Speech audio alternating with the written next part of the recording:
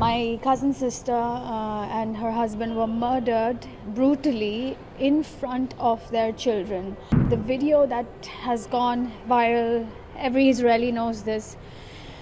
I want every Indian to see that video. It's of my sister's 6-year-old daughter who was trying to save the 3-year-old daughter. The only thing she kept repeating to the police is, "Are you the Israeli people?" I don't think that any child deserves it. Hi, I'm Madhura Naik. I'm from Mumbai. I belong to the Bani Israeli community. And what happened on 7th October was a terrible tragedy for not only my family, but all of Israel.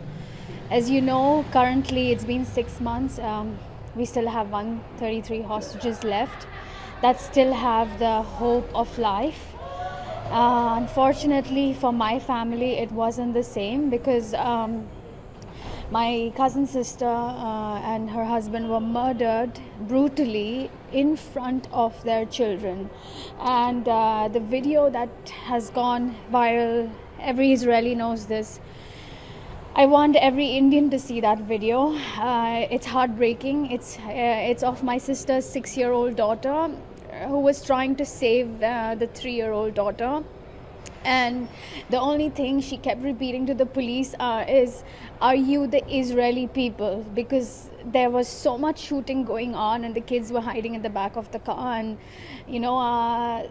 a 6-year-old screaming for something like that, being mindful about the situation while it was happening is something that only Israeli children are subjected to, because they grow up in these war zones, they grow up in conflict, and I don't think that any child deserves it. And unfortunately for some of us, our families will never come back. Israel is slowly coming back to normal, but we have the cloud of war on our heads.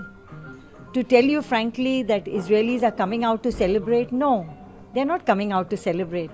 They're just coming out to lead normal lives. But you don't see that smile get to the eyes, because every family has been affected here, whether it's a father, it's a son, it's a grandfather, or it's a grandchild. And the threat of war in the north. So it's many people are become refugees in their own country over here. And to tell you a story of a young man who loved Indian food, who used to be living next door to one of my restaurants in Tel Aviv. And he died on the first day of the war in Kibbutz Be'eri. Few days later, a group of soldiers called us up and said that he loved Indian food and he loved Tandoori Tel Aviv. So they would like to, on the day that they start his mourning, which is called Shiva. The name Shiva, it's very much connected to India. So the Shiva is called the 9 days of mourning. One day they would like to serve Indian food.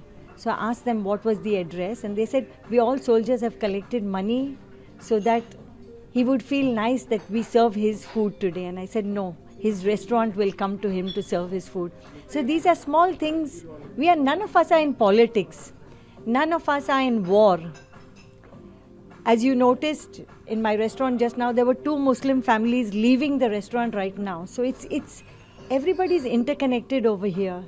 It's just the terrorist organization that has taken over, and the Israelis trying to defend themselves.